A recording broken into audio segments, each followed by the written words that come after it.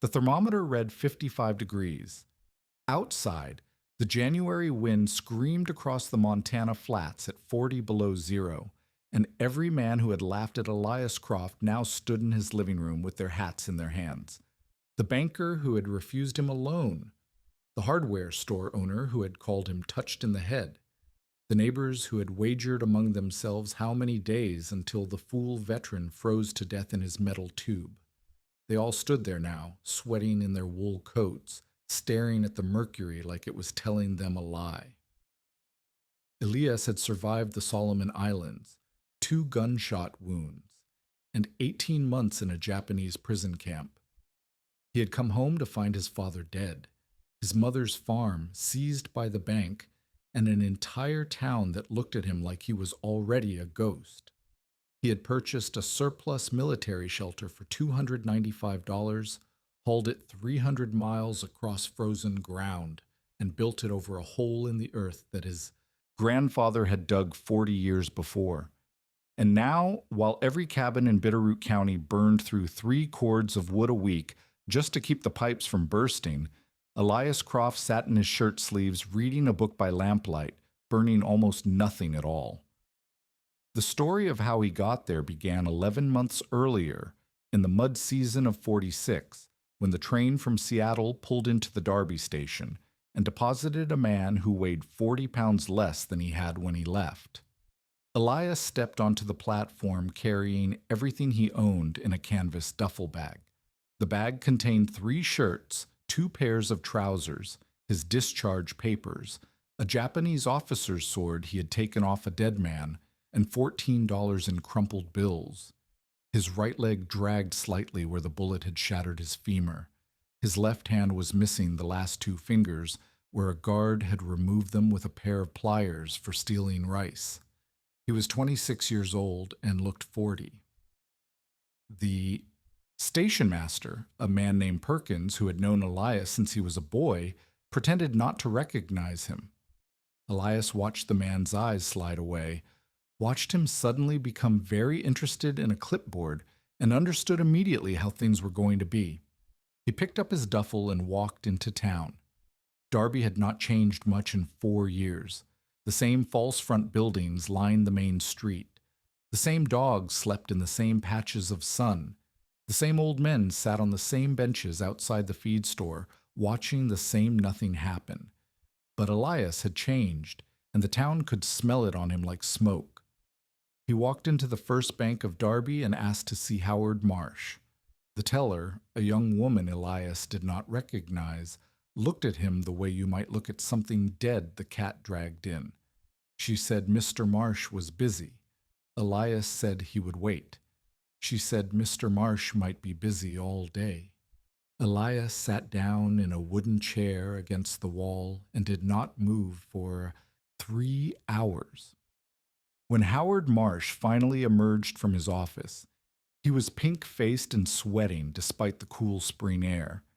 He was a thick man with small hands and smaller eyes, the kind of man who had gotten rich during the Depression by buying farms for pennies when their owners could not make payments. He had bought the Croft farm 18 months ago, after Elias's father died of pneumonia, and his mother could not keep up with the notes. "Marsh," Elias said. "Croft," Marsh said. He did not offer his hand. "Heard you were coming back. I want to buy back my family's land." Marsh laughed. It was not a cruel laugh exactly. It was the laugh of a man who finds something genuinely amusing. "Son," he said, "that land sold last fall. The Hendersons have it now. Built a nice house on it. Running cattle." Elias felt something shift in his chest, some gear grinding against another gear. All those nights in the camp, lying on the bamboo slats, listening to men die around him, he had held on to one image. The farm. The house where he was born. The fields his grandfather had cleared. The root cellar his grandfather had dug into the hillside, cool in summer, warm in winter, where his mother had stored apples and potatoes and jars of preserved peaches. "The root cellar," Elias said. "What about the root cellar?" Marsh squinted at him. "The what?" The root cellar, on the north slope, built into the hill. Marsh waved his hand. That was never part of the main parcel. Your grandfather built that on the old claim land, 20 acres of nothing. Timber company owns most of it now, but that little piece at the edge, the part with the hole in the ground that never sold. Nobody wanted it. He smiled. You want to buy 20 acres of scrub pine and a hole in the ground, Croft? I can make that happen. $200. Elias had 14. Marsh said that was too bad. Marsh said maybe Elias should find work, save up, come back in a year or two. Marsh said there was always labor needed at the mill if Elias did not mind the work. Elias stood up. His bad leg screamed at him.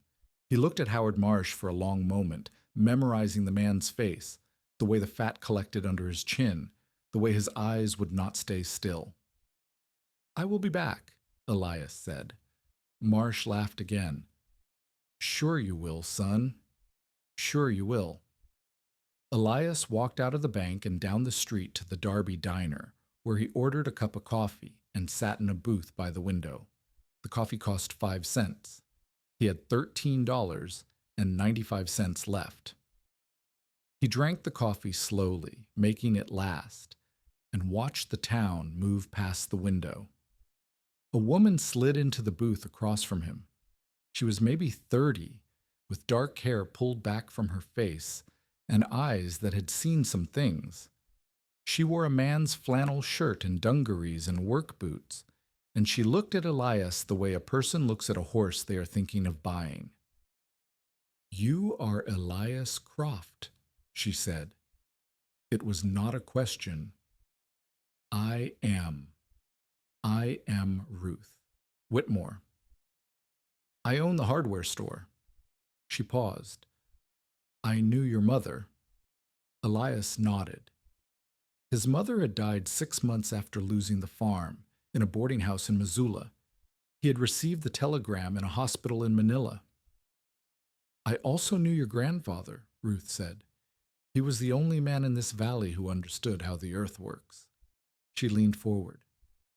I heard what you said to Marsh about the root cellar. Elias said nothing. Your grandfather dug that cellar in 1906, Ruth said. 40 years ago. He dug it 12 feet deep into the north slope of that hill, into the clay, below the frost line. He told me once that the temperature in that cellar never changed. 55 degrees in January, 55 degrees in July. He said the earth itself was a furnace if you knew how to use it. Elias looked at her. Why are you telling me this? Because I think you are going to do something, Ruth said. I do not know what yet.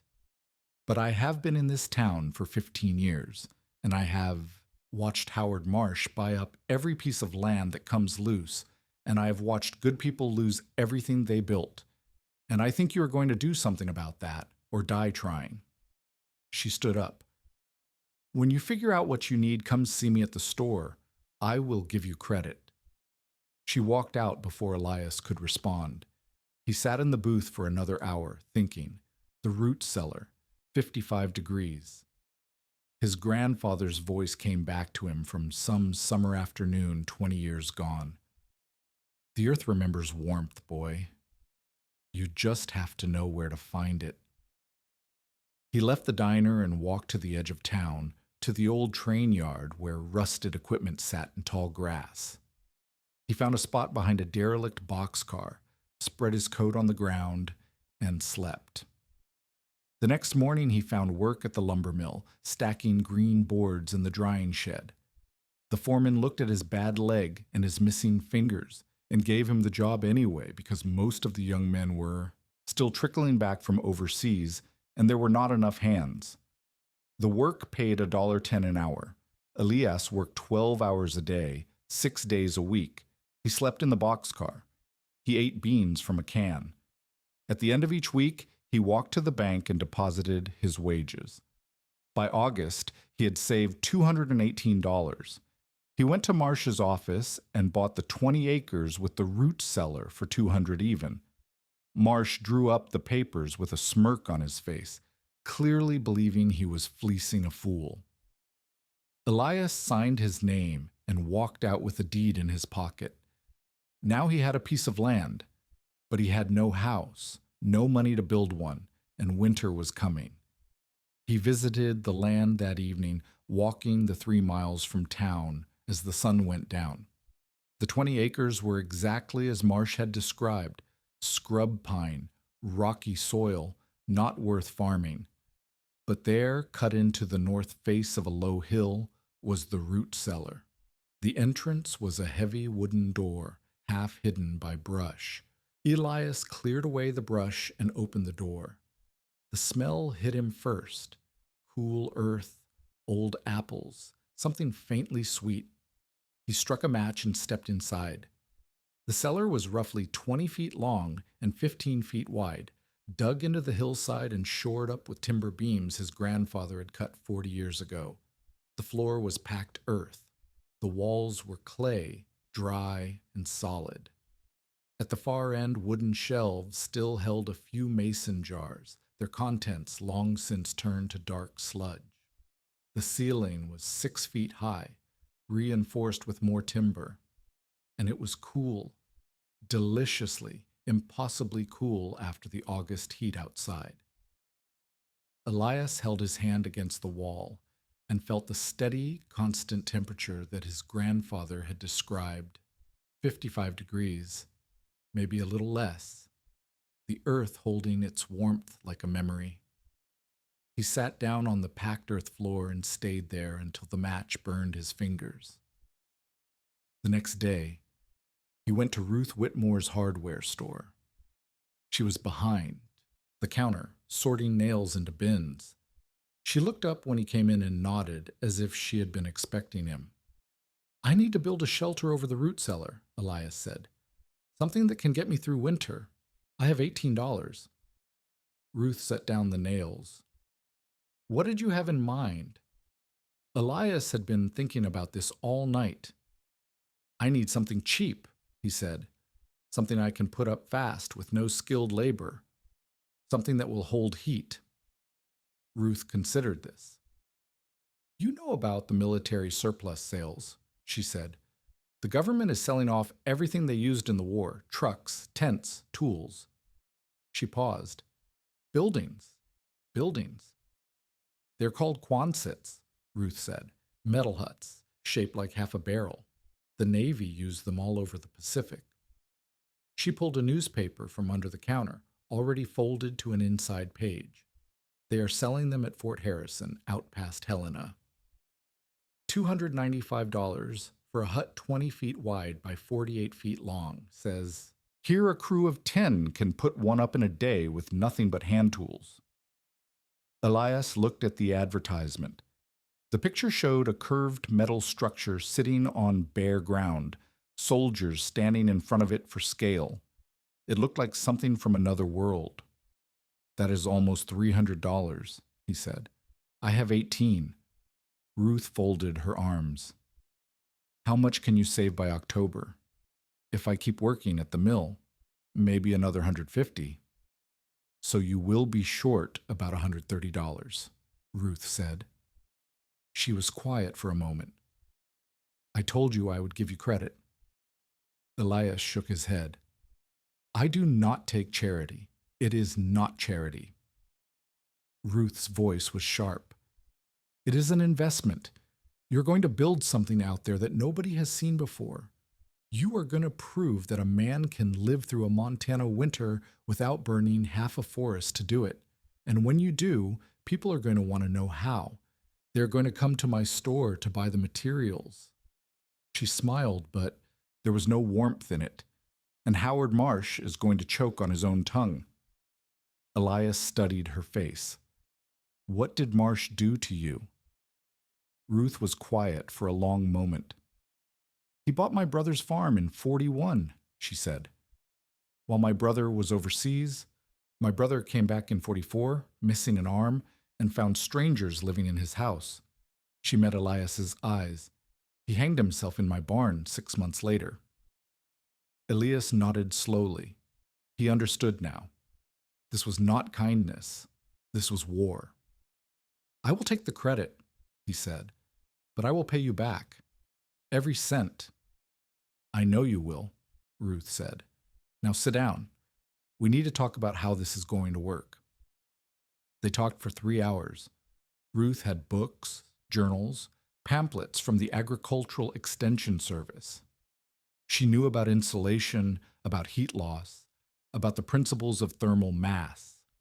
She explained that the earth below the frost line, typically 4 to 6 feet down in Montana, maintained a constant temperature year-round, somewhere between 50 and 55 degrees. She explained that this was because soil had enormous thermal mass, meaning it could absorb and store heat, releasing it slowly over time. She explained that a root cellar worked by borrowing this stable temperature from the earth. But a root cellar is not a house, Elias said. A man cannot live in a hole in the ground. No, Ruth agreed. But what if the hole in the ground was the floor of the house? What if you built a structure over the cellar, something that trapped the warmth rising up from below? Elias thought about this. The Quonset, he said. It is all metal. Metal holds heat. Metal conducts heat, Ruth corrected. That is different. Metal moves heat from one place to another very quickly. In summer, a metal building gets hot because it absorbs heat from the sun. In winter, it gets cold because it loses heat to the air. She leaned forward. But what if the metal was not touching the cold air? What if it was sealed, insulated, with the only significant heat source coming from below? Elias saw it then, the shape of the idea forming in his mind. The cellar stays 55 degrees year-round. The Quonset sits over the cellar. Warm air rises from the cellar into the hut. The metal traps it inside. Ruth nodded. The arch shape helps. Warm air rises to the top of the curve and has nowhere to go. If you seal the structure properly, insulate the end walls, you create a closed system. The earth heats the air. The air rises. The metal traps it. The temperature inside stabilizes somewhere above the cellar temperature, depending on how well you seal it. How much above? Ruth shrugged. That is what we are going to find out. Elias worked through September and into October. The leaves turned and fell. The first frosts came, painting the grass white in the mornings. He saved every penny, eating less, sleeping in the increasingly cold boxcar, counting the days until the surplus sale. On October 15th, he took the train to Helena with $312 in his pocket, $200 of it borrowed from Ruth Whitmore on a handshake. The sale was held in a muddy field outside Fort Harrison. Hundreds of Quonset huts sat in long rows, disassembled into their component parts. Curved steel ribs, sheets of corrugated metal, plywood panels for the end walls, hardware, insulation, wooden floor sections. Each hut was tagged with a number and a price. Most were marked at $295, but some of the damaged ones were cheaper. Elias walked the rows slowly, examining each hut. He was not looking for the best condition. He was looking for the right size. Most of the huts were the standard 20 by 48, but he found a few smaller ones, 16 by 36, marked at $180. These were the original design, built early in the war before the Navy standardized on the larger size. He bought one of the smaller huts for $180 plus a damaged second hut for $75 more. The second hut had a crushed section of roofing, but the ribs and end walls were intact. He paid for both, arranged for rail shipment to Darby, and took the train home with $57 remaining. The huts arrived 2 weeks later, in early November. The first snows had already fallen. Elias hired 3 men from the mill to help him haul the components to his land, using a borrowed truck and a lot of rope. The men thought he was crazy. They told him so, loudly and repeatedly. They said a man could not live in a metal tube. They said he would freeze to death by Christmas. They took his money anyway and helped him unload the steel ribs and corrugated panels into a pile beside the root cellar entrance. Then they left, and Elias was alone. He stood looking at the pile of metal and the hole in the hillside as the November wind cut through his coat. The temperature was already dropping below freezing at night. He had perhaps 6 weeks before the deep cold came, the killing cold, the 30 and 40 below that would not let up until March. He started working. First, he cleared the brush and scrub pine from the top of the hill directly above the root cellar. He needed a flat surface, roughly 20 feet wide and 40 feet long, to set the Quonset on. The ground was frozen 2 inches down, and he broke 3 shovel handles before he finished. Next, he dug. This was the crucial part, the piece that Ruth Whitmore had helped him understand. He needed to connect the root cellar below to the structure above. He needed to let the warm air rise. He dug 4 shafts, each 2 feet square, through the ceiling of the root cellar into the open air above.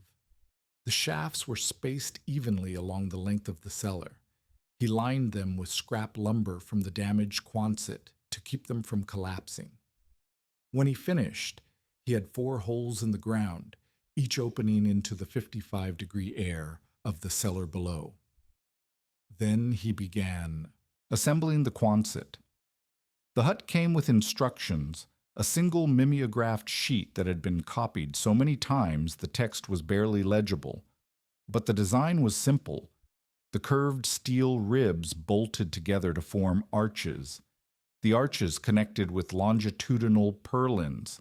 The corrugated metal sheets attached to the purlins with self-tapping screws. A man with hand tools could do it alone, though it would take longer than a day. It took Elias 12 days.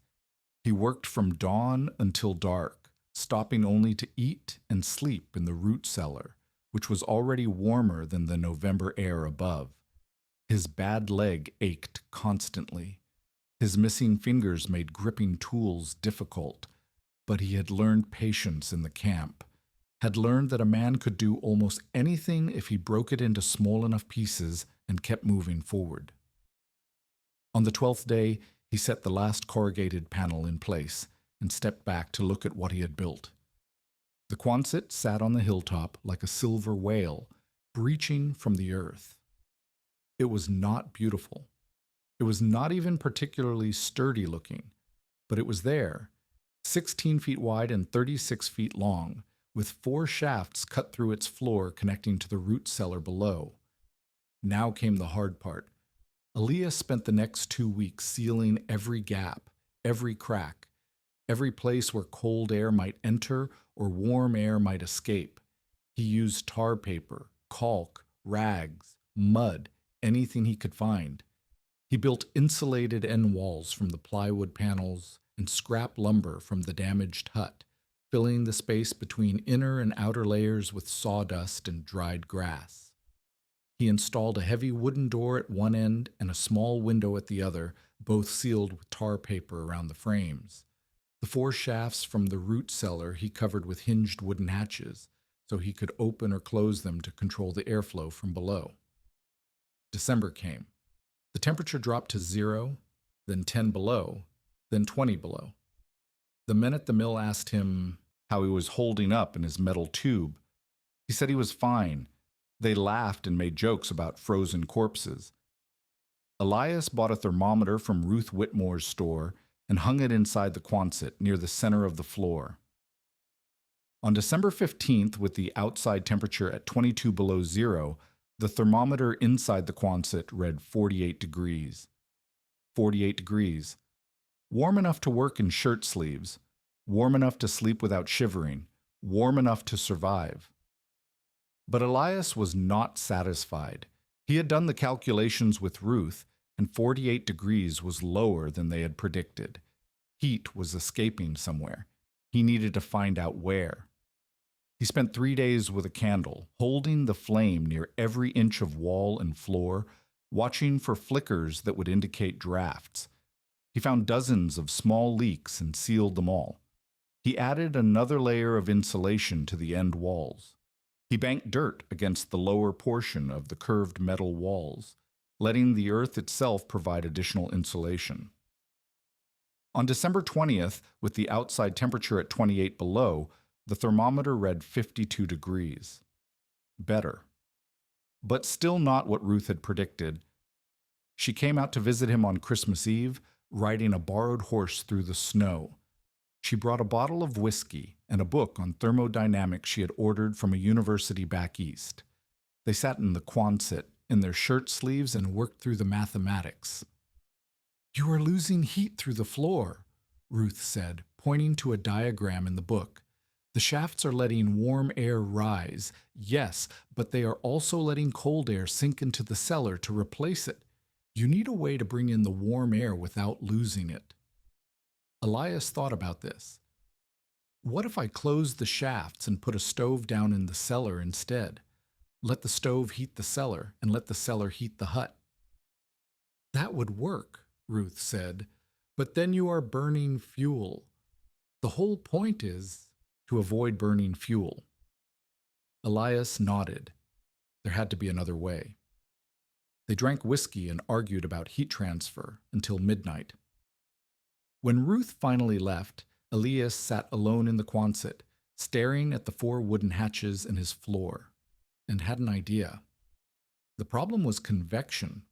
Warm air rising out of the cellar was pulling cold air down to replace it. But what if he separated the rising and sinking air? What if he created a one-way path? He spent the next week building a simple system. 2 of the 4 shafts he converted to intake, cutting them down to floor level so cold air would sink into them and flow into the cellar.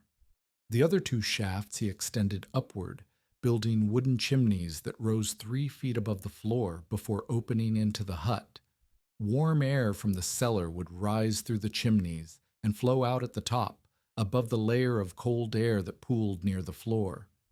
He also built a simple baffle system in the cellar itself, directing the airflow so that cold air came in one side, flowed across the cellar to absorb heat from the earth, then rose and exited through the chimneys on the other side. On January 2nd, 1847, with the outside temperature at 34 below zero, the thermometer inside the Quonset read 55 degrees. 55 degrees, the same temperature as the root cellar itself. The system had reached equilibrium. The earth was heating the air was rising into the hut, and the metal arch was trapping it there. He was burning nothing. Not one stick of wood, not one drop of oil. Just the steady, endless warmth of the earth itself, rising through the floor like a gift from his grandfather's grave.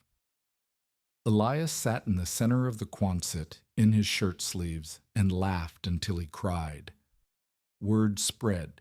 It started with the men at the mill who noticed that Elias was not buying firewood. Then it spread to the general store, where people noticed he was not buying kerosene. Then it reached Ruth Whitmore's hardware store, where customers started asking questions about Quonset huts and root cellars, and the crazy veteran who had built a house that heated itself.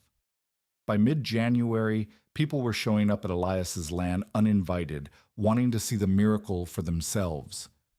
Most of them did not believe it until they stepped inside and felt the warmth on their faces. Then they stared at the thermometer. Then they asked questions. How deep is the cellar? 12 feet. How big are the shafts? 2 feet square. How do you control the airflow? Wooden baffles. What if it gets too warm? Open the door. What if it gets too cold? Close the vents. Elias answered patiently, over and over. He showed them the chimneys, the baffles, the banking of earth against the lower walls. He explained the principle of thermal mass, of convection, of heat rising. Most of them did not understand the science, but they understood the result, 55 degrees inside when it was 40 below outside. A temperature difference of nearly 100 degrees maintained without burning fuel. On January 19th, Howard Marsh came to visit. He arrived in his black automobile, the only one in the county, accompanied by 2 men Elias did not recognize. They wore city clothes and carried notebooks. Marsh introduced them as representatives from a development company in Helena, interested in new building techniques. Elias let them inside. He watched their faces as they felt the warmth, as they read the thermometer, as they walked around the space asking questions. He answered everything honestly. He had nothing to hide. When they were finished, Marsh pulled Elias aside. "This is remarkable," Marsh said. His voice had a new quality in it, something that might have been respect. "You have built something valuable here, Croft. Something that could make you a lot of money. I'm not interested in money. Everyone is interested in money." Marsh smiled his banker's smile. "These gentlemen would like to purchase the rights to your design.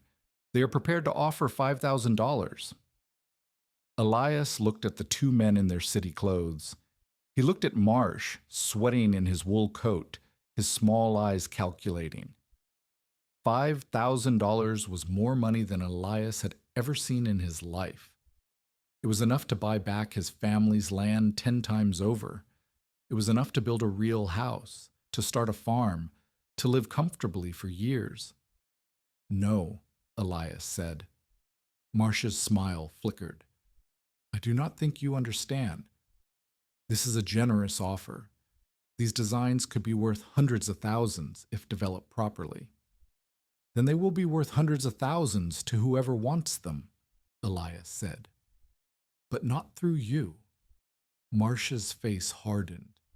"You are making a mistake, Croft. A man alone in this county, with no money, no connections, no family, he can find himself in a difficult position. Things can happen, fires, accidents. The bank can call in loans. I do not have any loans. You have credit." "At the hardware store," Marsh said. $130. "I know because Ruth Whitmore banks with me. What if that credit were suddenly called in? What if you had to pay tomorrow?" Elias felt the cold clarity settle over him, the same clarity he had felt in the camp when he knew a guard was about to beat him. He stepped closer to Marsh, close enough to see the pores in the man's pink skin. "I spent 18 months in a Japanese prison camp," Elias said. His voice was very quiet. "I watched men die every day. I ate rats to survive. I had pieces of my body cut off with pliers." He held up his maimed hand. "Do you understand what I am telling you, Marsh? I have already died. I have already lost everything. There is nothing you can threaten me with that I have not already survived." Marsh took a step back. His face had gone pale. "And if anything happens to Ruth Whitmore," Elias continued, "if anything happens to her store, her credit, her reputation, I will find you. I will find you and I will do to you what the Japanese did to me. Do you understand?" Marsh understood. Elias could see it in his eyes, the sudden recognition that he was dealing with something outside his experience, a man who had been broken and remade into something harder than he could imagine. The banker and his associates left without another word. That night, Ruth Whitmore came to the Quonset with a bottle of whiskey and the news that Marsh had withdrawn all objections to her credit arrangements. She and Elias sat in the warmth of the earth-heated hut and drank until the bottle was empty. "You should write this down," Ruth said. "Everything you have learned, how to build it, how to make it work, put it in a pamphlet, sell it for $1. Let anyone who wants to build one do it for themselves." "That is not a lot of money," Elias said. "It is not about the money," Ruth said. "It is about the knowledge. It is about showing people that there is another way, that a man does not have to be beholden to the bank, to the lumber company, to the coal merchant." She leaned forward. "That is how you beat Howard Marsh, not by fighting him directly, by making him irrelevant." Elias thought about this for a long time. The whiskey was warm in his stomach, and the walls of the Quonset curved above him like the ribs of some great beast, and he could feel the slow pulse of heat rising from the earth below. "All right," he said finally. I will write it down. He spent the rest of the winter working on the pamphlet. Ruth helped him with the diagrams and the mathematics. They tested variations, experimenting with different shaft sizes, different baffle configurations, different amounts of insulation. They recorded temperatures obsessively, building a data set that proved the system worked. The key findings were simple.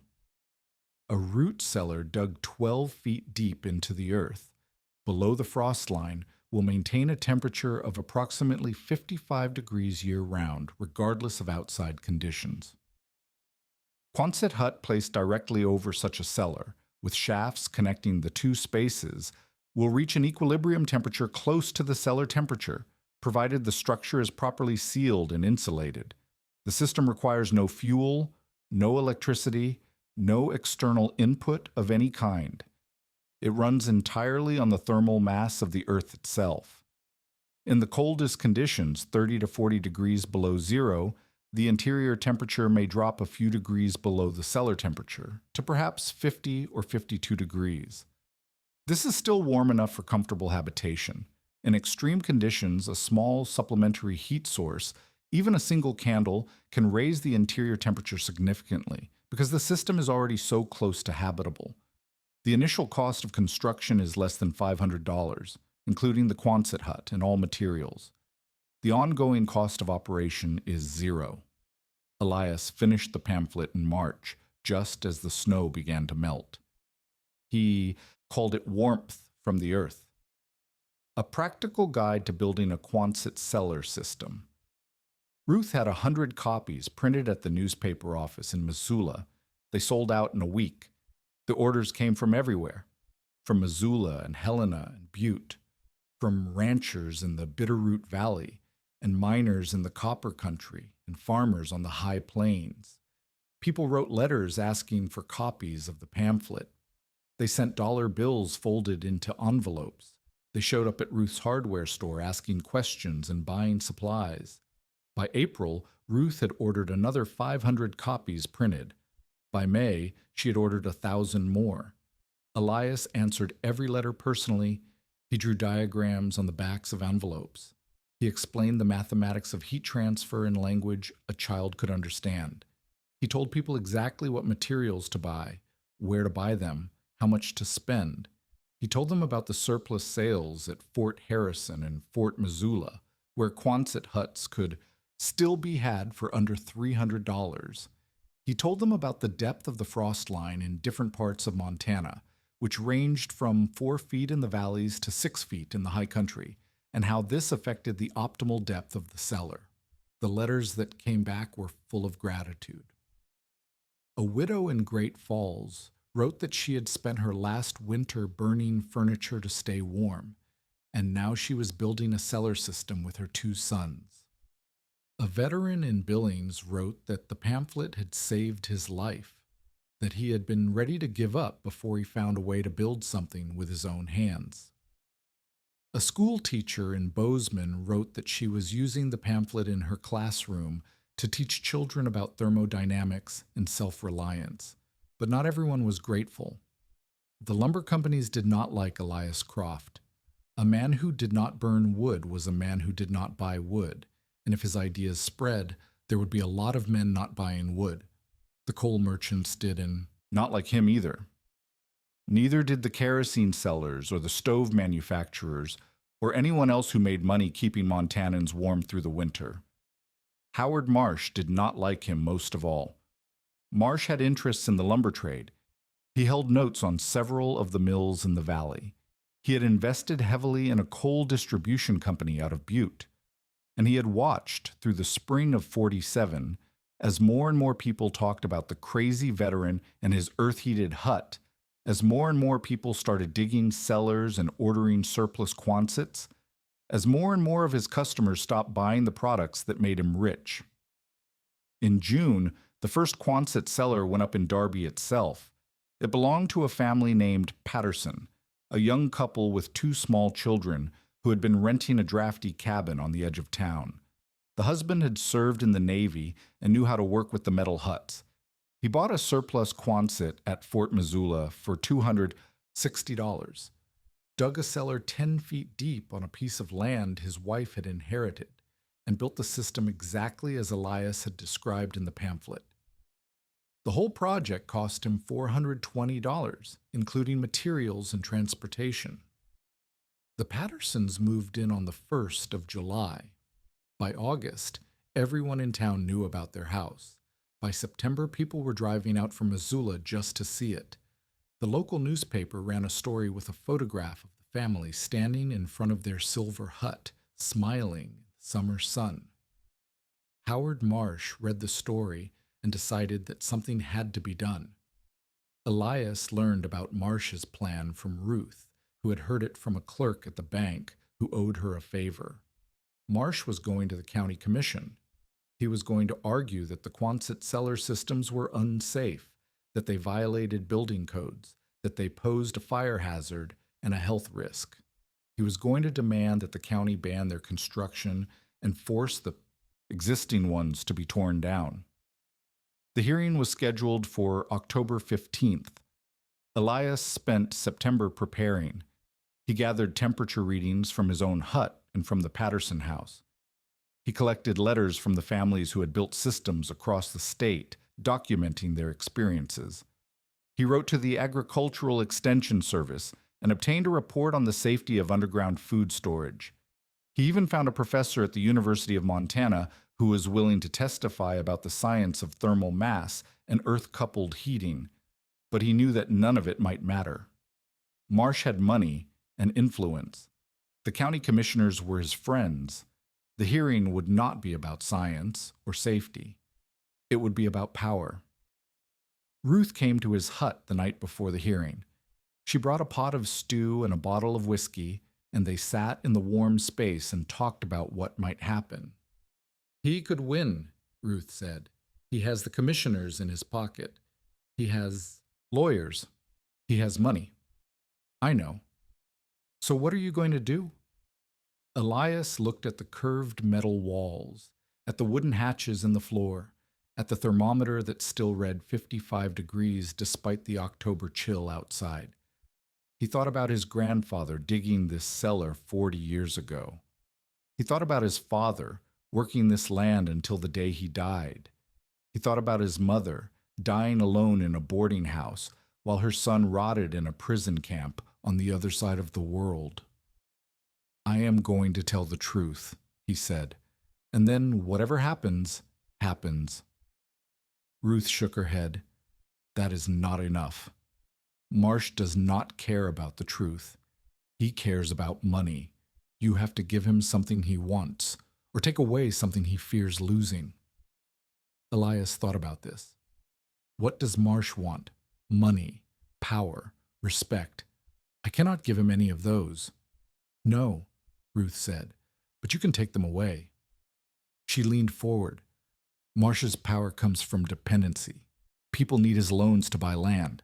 They need his credit to build houses. They need the products he sells to survive the winter. But what if they did not need those things? What if they could build their own houses for $500, heat them for free, and never owe the bank a dime?" Elias understood. "That is why he wants to stop me. That is why he is afraid of you," Ruth corrected. "You're not just building houses, Elias. You're building independence. And independence is the one thing Howard Marsh cannot control." The hearing was held in the county courthouse, a brick building in Hamilton with tall windows and a portrait of Abraham Lincoln on the wall. The room was packed. Farmers and ranchers and townspeople filled the benches. Reporters from newspapers in Missoula and Helena sat in the front row with their notebooks open. Howard Marsh sat at a table on one side of the room, flanked by two lawyers in expensive suits.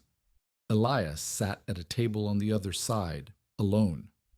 The chairman of the county commission was a man named Garrett, a rancher who had known Elias's father. He called the hearing to order and asked Marsh to present his case. Marsh stood up slowly, adjusting his tie, letting the silence build. He was a skilled speaker, Elias had to admit. He knew how to command a room. "Gentlemen," Marsh began, We are here today to discuss a matter of public safety. Over the past year, a number of structures have been erected in this county that pose a serious risk to the health and welfare of our citizens.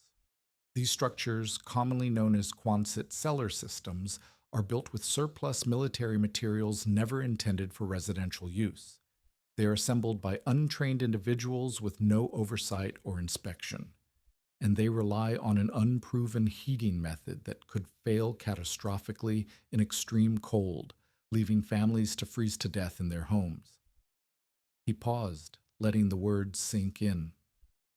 I have here a report from a building inspector in Helena, Marsh continued, holding up a sheaf of papers documenting the structural deficiencies of these so-called Quonset cellars. The metal panels are prone to rust and corrosion. The connections between panels are not watertight.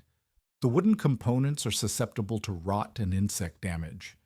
And most importantly, the heating system has never been tested under scientific conditions. We have only the word of one man, a man with no engineering credentials, no construction experience, and frankly, no credibility in this community. Elias felt the words land like blows. He watched the faces of the commissioners, saw the doubt forming in their eyes. Marsh continued for another 20 minutes, citing building codes and fire regulations and insurance requirements. He brought in his inspector from Helena, a thin man with spectacles who testified that he had examined the Patterson house and found numerous deficiencies. He brought in a representative from the Lumber Association who testified that wood frame construction was the only safe and proven method for residential building in Montana. He brought in a doctor who testified about the health risks of living in damp underground spaces. When Marsh finally sat down, the room was silent. Elias could feel the tide turning against him. Chairman Garrett cleared his throat. "Mr. Croft," he said, "you may present your response." Elias stood up. His bad leg ached from sitting on the hard bench. His maimed hand trembled slightly as he gathered his papers. He looked out at the room full of faces, some hostile, some curious, some sympathetic. He set the papers down. "I'm not going to argue about building codes," he said. "I'm not an engineer. I'm not a lawyer. I'm just a man who spent 18 months in a Japanese prison camp and came home to find everything he loved taken away." The room was very quiet. "I built my house because I had no other choice," Elias continued. "I had $18 and a piece of land with a hole in the ground. I could not afford lumber. I could not afford coal. I could not afford to pay Mr. Marsh's interest rates or buy fuel from his suppliers. So I figured out another way." He paused, looking at Marsh. "Mr. Marsh says my system is dangerous. He says it has not been tested. But I've lived in my house for 1 year now. I have temperature readings from every day of that year." He held up a ledger book. "On the coldest day of last winter, January 19th, the temperature outside was 40 below zero. The temperature inside my house was 55 degrees. I burned nothing, not one stick of wood, not one lump of coal. The earth itself kept me warm." He opened the ledger and held it up. "These are the numbers. Anyone who wants to see them can look. I'm not hiding anything. I'm not selling anything. I gave away my designs for free in a pamphlet that costs $1 to cover printing. I want people to build these systems because I want them to be free. Free from debt. Free from dependency. Free from men like Howard Marsh, who get rich by keeping other people poor." Marsh's face had gone red. One of his lawyers started to object, but Marsh waved him down. Elias turned to face the commissioners directly. "You can ban these structures if you want," he said. "You can tear down my house, and the Patterson house, and every other one in the county. But you cannot ban the truth. The earth is warm. 12 feet down, below the frost line, the temperature is 55 degrees, winter and summer, forever. That is not my opinion. That is physics. And once people know that, once they understand that they can live without burning half a forest every winter, you cannot make them unknow it. He sat down. The room erupted. People were shouting, arguing, standing up from their benches. Chairman Garrett banged his gavel and called for order. Marsh's lawyers were conferring in urgent whispers. Reporters were scribbling furiously in their notebooks. When the noise finally subsided, Chairman Garrett spoke. "This commission will take a brief recess to consider the testimony," he said. "We will reconvene in 1 hour with our decision." The hour passed slowly. Elias sat on a bench outside the courthouse, watching the October clouds move across the sky. Ruth sat beside him, not speaking. There was nothing left to say. When the commission reconvened, the room was even more packed than before. People stood along the walls and crowded into the doorway. The tension was thick enough to taste. Chairman Garrett read from a prepared statement. "This commission has heard testimony from both sides regarding the safety and legality of Quonset cellar heating systems. We have considered the evidence carefully." He paused, looking at Marsh, then at Elias. "It is the finding of this commission that there is insufficient evidence to support a ban on these structures at this time." Marsh stood up. "This is outrageous." "Sit down, Mr. Marsh." Garrett's voice was sharp. "The commission has not finished." Marsh sat, his face purple with rage. "However," Garrett continued, "we are also not prepared to endorse these structures without further study. Therefore, we are establishing a 1-year evaluation period. During this period, all existing Quonset cellar systems will be registered with the county and inspected for basic safety. Any new systems must obtain a building permit before construction begins. At the end of 1 year, this commission will review the evidence and make a final determination." He looked at Elias. "Mr. Croft, you will be responsible for providing the commission with regular reports on the performance of your system and any others built in this county. You will cooperate fully with county inspectors, and you will make yourself available to answer questions from any citizen who wishes to build such a system." Elias nodded. "I will." Garrett banged his gavel. "This hearing is adjourned." Outside the courthouse, Ruth grabbed Elias by the arm and pulled him into an alley. "You won," she said.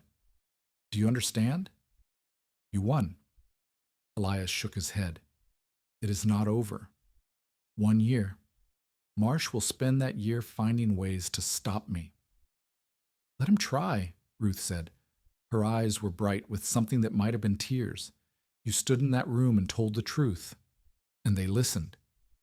That is more than anyone has done to Howard Marsh in 20 years. Elias looked back at the courthouse.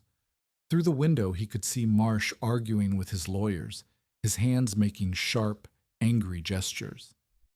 "He will come after me," Elias said. "Personally, this is not about building codes anymore. I made a fool of him in public." "Then we will be ready," Ruth said. They were not ready. 3 weeks after the hearing, Elias woke to the smell of smoke. He was out of the hut and running before he was fully conscious, his bad leg screaming in protest.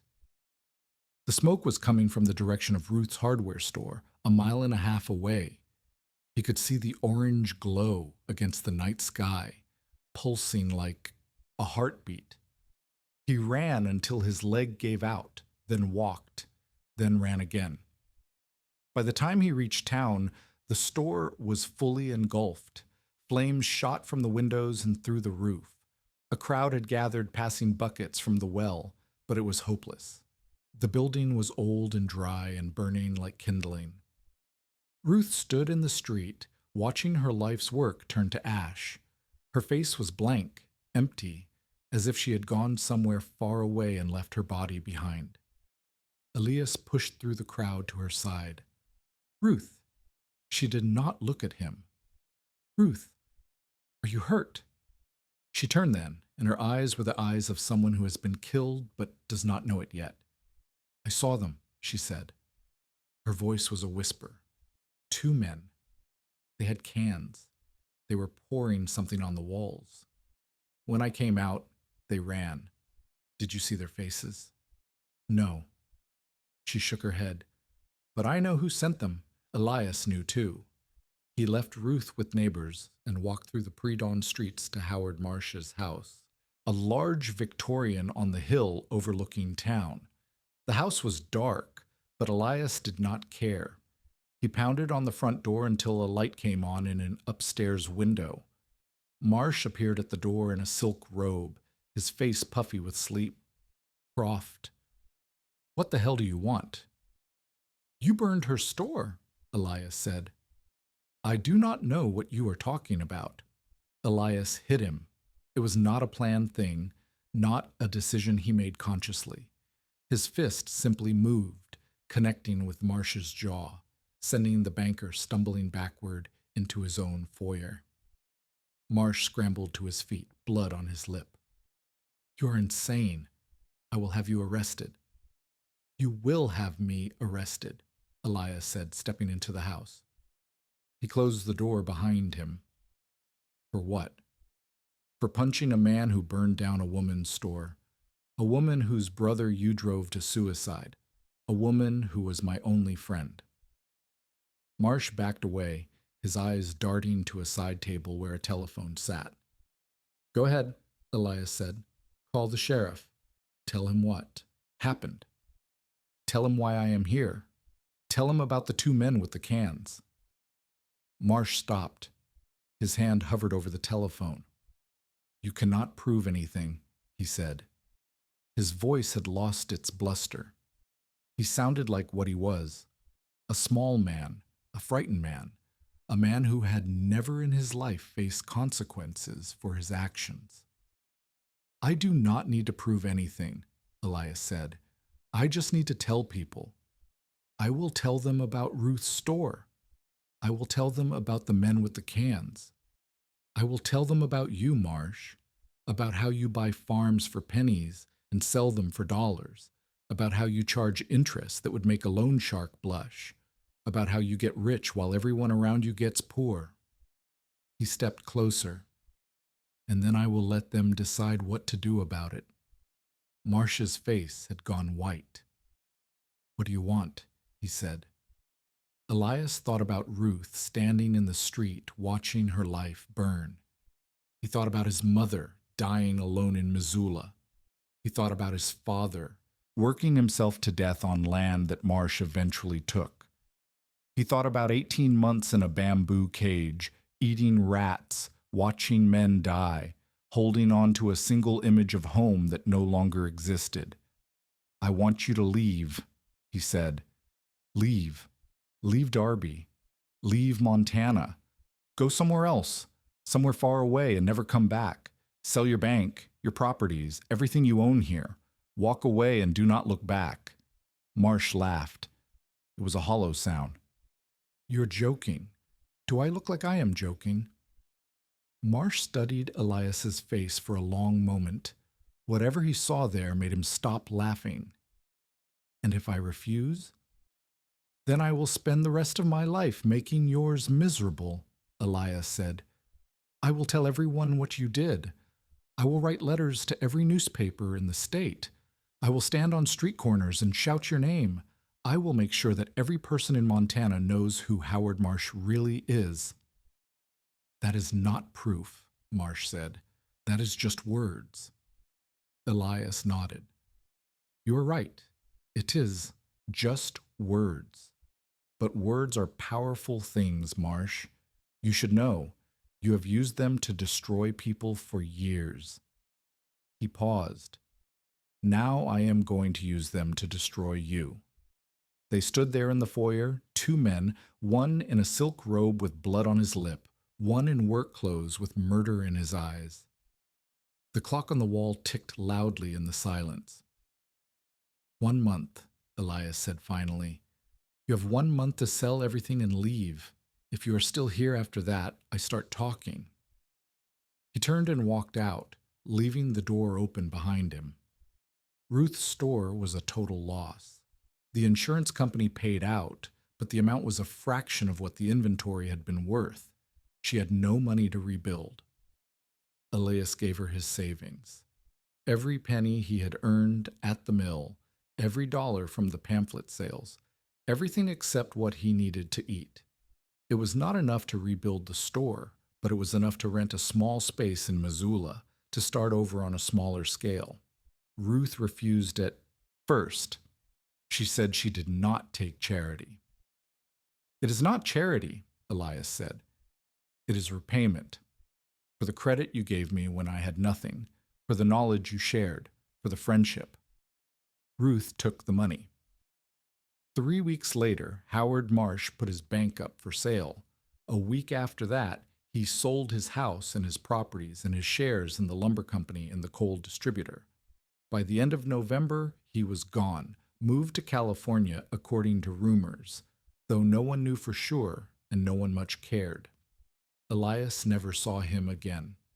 The evaluation period ended the following October.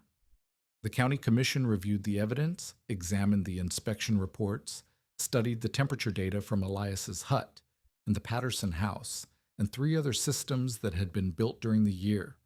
They found no safety violations, no structural failures, no health hazards of any kind. They voted unanimously to approve Quonset Cellar systems for residential construction in Bitterroot County with minimal permit requirements. Word spread quickly. Other counties followed suit. The Agricultural Extension Service published a bulletin based on Elias's pamphlet. The University of Montana added a section on earth-coupled heating to its engineering curriculum.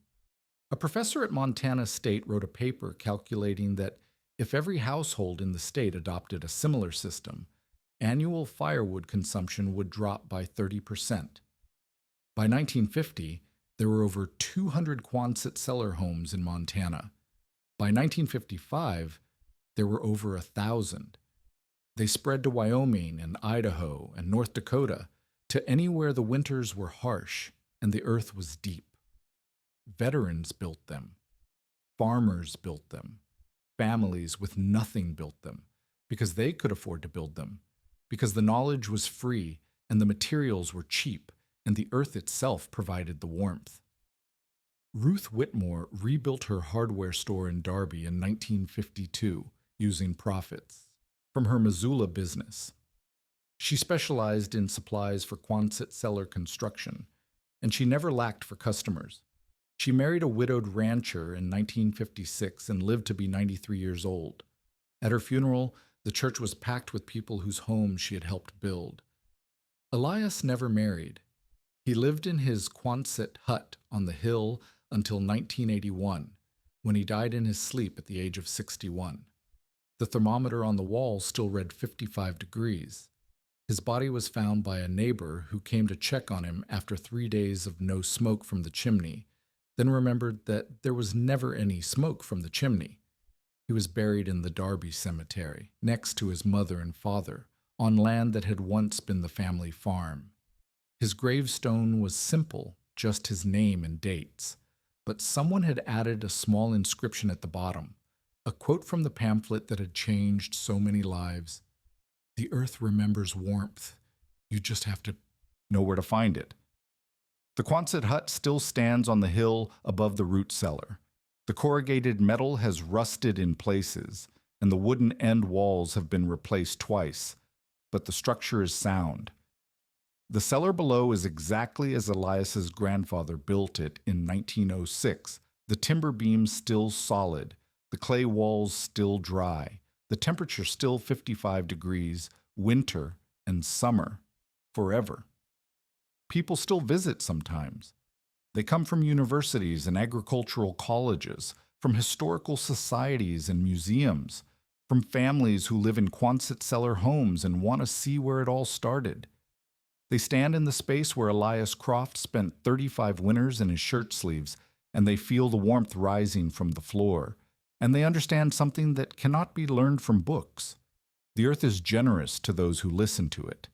That is what Elias Croft proved in the winter of 1946, when everyone thought he was crazy and no one believed he could survive. He listened to the earth, and the earth kept him warm, and he spent the rest of his life teaching others to listen too. That is the story of the man who built a Quonset over an old root cellar, the man everyone laughed at until they stood in his living room and sweated in their wool coats. The man who beat the banker who stole his land, not with money or power or violence, but with knowledge freely shared. The man who proved that warmth does not have to be bought or borrowed or begged for, that it rises from the ground itself if you know how to let it in. 58 degrees warmer than any cabin, 0 cords of wood burned, one man, one idea, and all the time in the world.